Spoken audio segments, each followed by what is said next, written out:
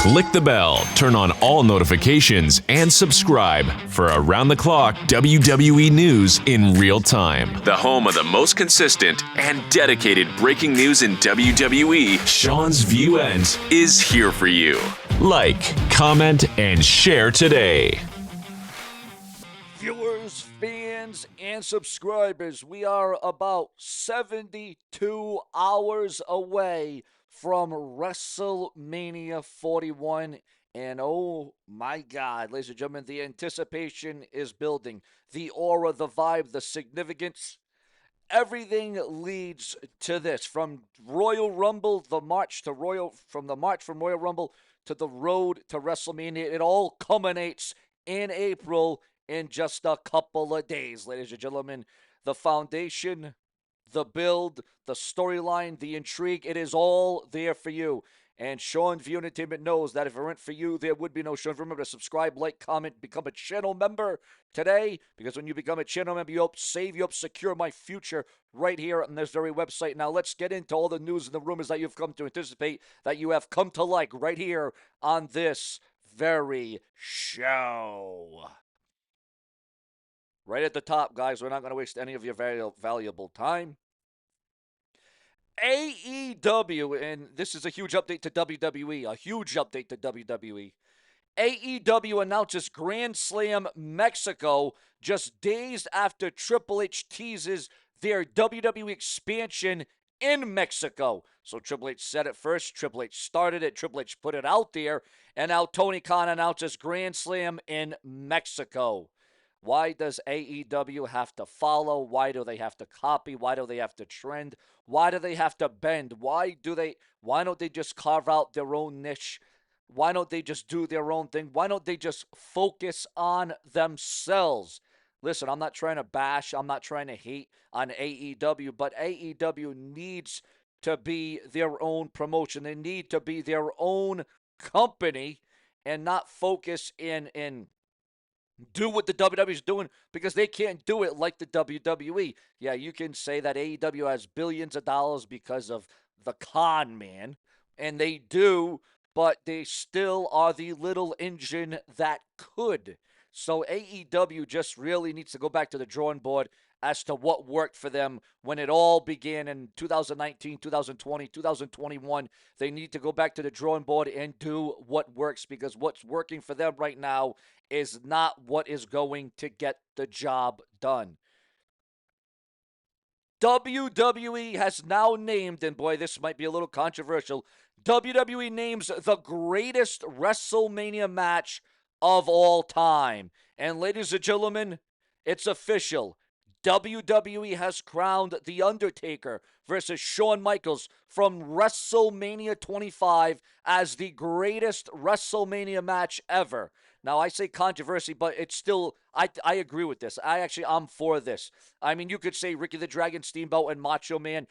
You could say multiple other Stone Cold versus Bret Hart in the I Quit the submission match from WrestleMania 13. It's really hard to pick just one, but for sure, if you're going to pick, I think you could probably pick a top five from WrestleMania 1 to WrestleMania 41. The greatest match ever. The match lasted just over 30 minutes, but had everything in it. Michaels dressed all white, descended from above as a symbol of light, and The Undertaker in total darkness rose from below. The crowd in Houston was locked in from the opening bell, watching both legends kick out of finishes, trade counters, and take risks that nearly ended the match early, like Undertaker's terrifying dive to the outside that nearly went horribly wrong. Also, ladies and gentlemen, the only good thing about this match was it being the first women's main event. Besides that shit was asked, one fan wrote. Another said, this match shouldn't even be in the top 50, let alone the top 10, but this was from another match. WWE's number one pick got wild praise. Fans had a very different reaction to what WWE ranked as number 10. The WrestleMania 35 triple threat match between Ronda Rousey, Becky Lynch, and Charlotte Flair, the first women's main event in WrestleMania history, but many fans felt the match doesn't even belong anywhere near a top 10 list.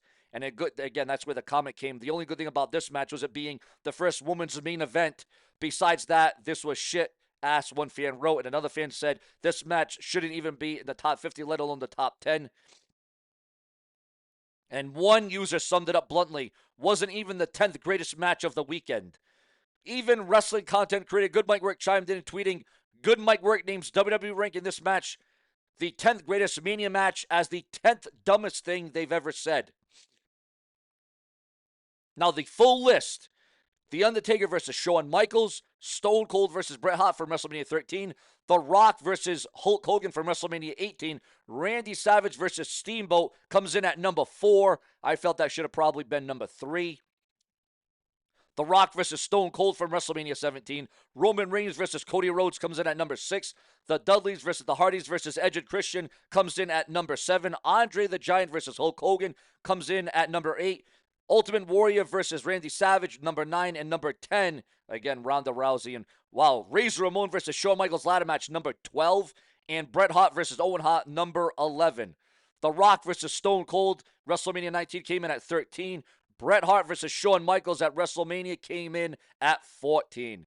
And you can read the whole list online for yourselves, viewers, fans, and subscribers. But there may be some conflict, there may be some controversy over that list. Now, Nick Khan says that WWE won't sign AEW talent just to bench them, just to have them there and put them on the put them on the lines and put you. Oh, you're over here. You're gonna be back there. You're gonna be flipping your burgers. You're gonna be back here twiddling your thumbs. We have no creative direction for you. Nick Khan says that WWE won't just sign AEW talent. They're gonna utilize them. They're gonna put them to their fullest potential. They're gonna make sure that they have a match, an angle, and a direction, because it's all about having a direction when you join the WWE. Although WWE has also been accused in the past of underutilizing talent, not knowing what to do with talent, sometimes being creatively bankrupt. Your thoughts, your comments, and your opinions on all of that. Also, viewers, fans, and subscribers, Nick Khan says that WWE is ready to sign AEW talent when their contracts expire. Your thoughts, your comments, and your opinions. And if they're worth it, if they got a good gimmick, if they got a good character, if the WWE could probably redevelop them, they absolutely will. But viewers, again, this show's about you. If it weren't for you, there would be no show. And if you remember to become a channel member today, what do you think is the number one greatest WrestleMania match of all time? What is it? Your thoughts, your comments, and your opinions. Jeff Cobb and WWE, we've brought all the developments about it, but here's Jeff Cobb himself saying it. Jeff Cobb reacts to WWE rumors with a sarcastic tweet. Travis Scott's WrestleMania status revealed, and we all know the hate and the criticism on Travis Scott and him being on WrestleMania 41. Your thoughts, your comments, and your opinions. Nick Khan admits that WWE was rocked by the final episode of the Vince McMahon documentary. And I know the Vince McMahon documentary has been on for some time. What did you think about it? Did you like it? Were you for it? Were you against it? Your thoughts online. AEW title situation takes a wild turn of events during Spring Breakthrough. More leaked images of WrestleMania stage have been looked at. Another reveal of the WrestleMania stage.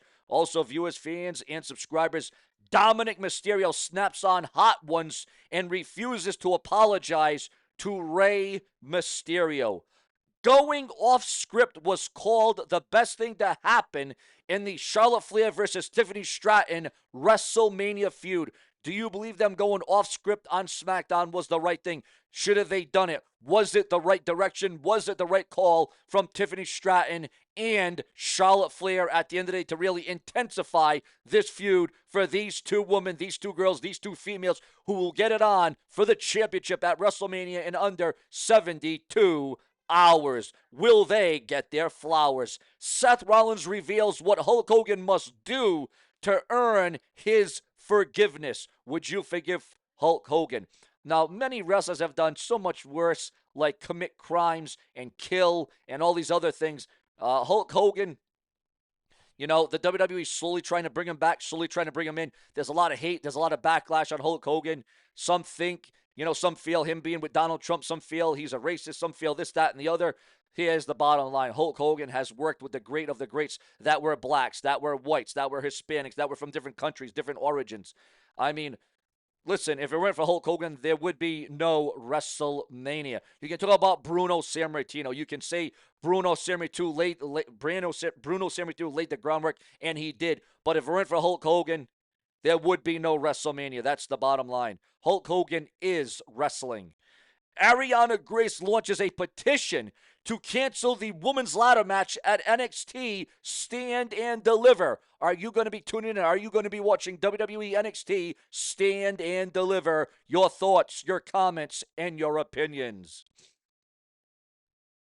Seth Rollins says that he would fight CM Punk in an MMA tradition through UFC, MMA, UFC, whatever it be. Seth Rollins wants CM Punk and UFC or MMA. Your thoughts, your comments, your opinions. Two major names are leaving New Japan Pro Wrestling, but are they coming to WWE? Are they going to TNA, ROH, or AEW? Your thoughts, your comments, and your opinions. Also, ladies and gentlemen, The Rock pushed Travis Scott to slap Cody Rhodes hard at WWE Elimination Chamber.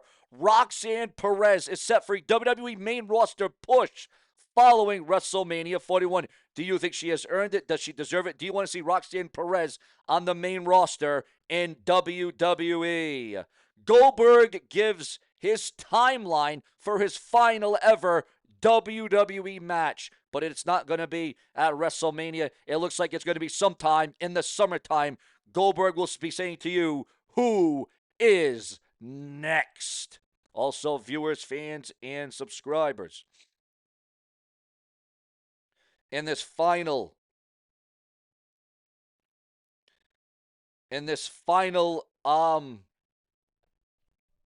topic, in this final diatribe here on the Brash and the Brazen, we're going to bring this to you right now.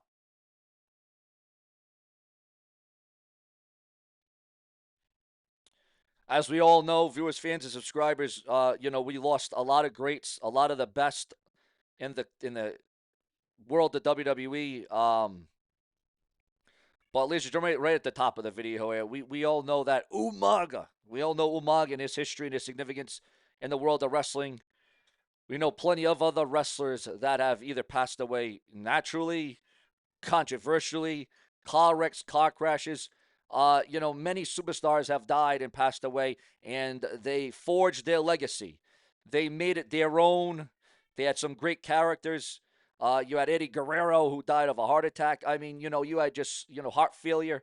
Just so many different things, and we will always remember. We will always praise. We will always go back and remember what these guys brought to the company, what they brought to the wrestling organization, whether it was WWE, WCW, TNA. We will always recognize those that put it on the line for our entertainment, no matter how they died, what they died from, whether it be car wrecks, whether it be death, whether it be paralysis, ALS, even if they're still battling, even if they're still struggling, even substance abuse, we will always recognize them because they put their bodies on the line. They entertained us. They made their careers what it was. Your thoughts, your comments, and your opinions. Let's get ready, revved up and amped up for WrestleMania.